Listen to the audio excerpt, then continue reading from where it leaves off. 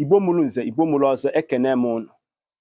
Ụmụnne m ndị Igbo, o nwere ajụjụ nsị ka m jụọ m unu. Kedu ife kpatara ozu nwaada akwaghị akwa n'ala Igbo ji enye nsogbu? Kedu ife kpatara ozu nwaada ji awakarị n'ava?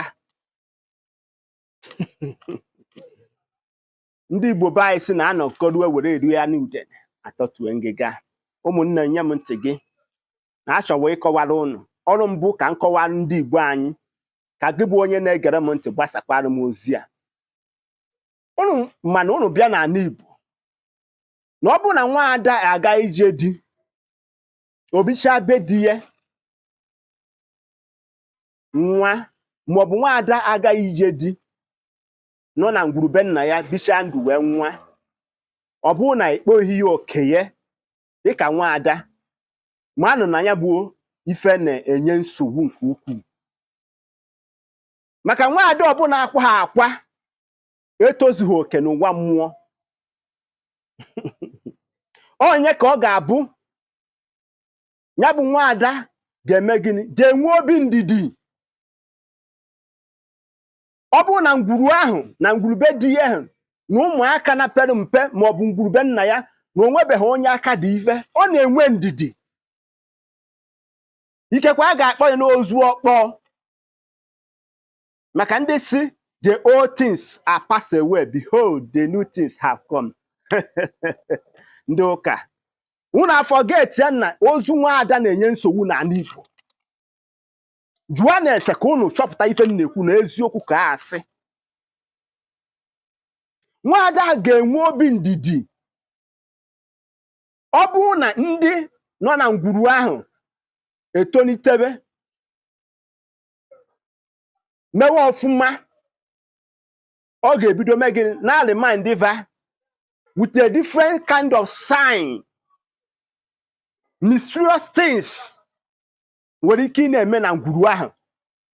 O nwere oge eji eruo, ọ bụ na ha akpachie onye wezie nsogbu, ọ na-emebisiri onye ihu ife ọ na-eme, na-emebisiri onye azụ ife ọ na-eme.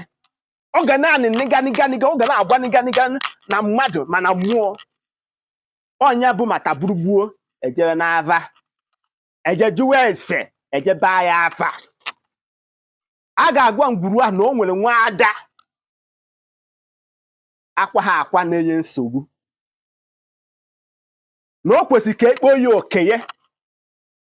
Ọnya ka ọ ga-abụ unu ruo tata na ọtụtụ ngwuru dị iche iche, unu afụ na o nwere ọtụtụ ozu ọkpọọ nwaada achọpụtara akwanye ya ugwu ya ka mmụọ nwaada ahụ zuo ike, ka o nwee ike itozu etozu n'ụwa mmụọ, tozukwa etozue n'ụwa mmadụ. Ngwa ngwa emechara ya bụ ife kponye ya okenye dịka nwaada, ọ ga-eji obi aṅụrị na mmụọ ma na mmadụ wee gọzie ezinụlọ. Onye asịkwana na ife adịrọ, ife dị n'ụwa, maka na ọ bụ onye jedowere ka amamife onye ọzọ na-ebido.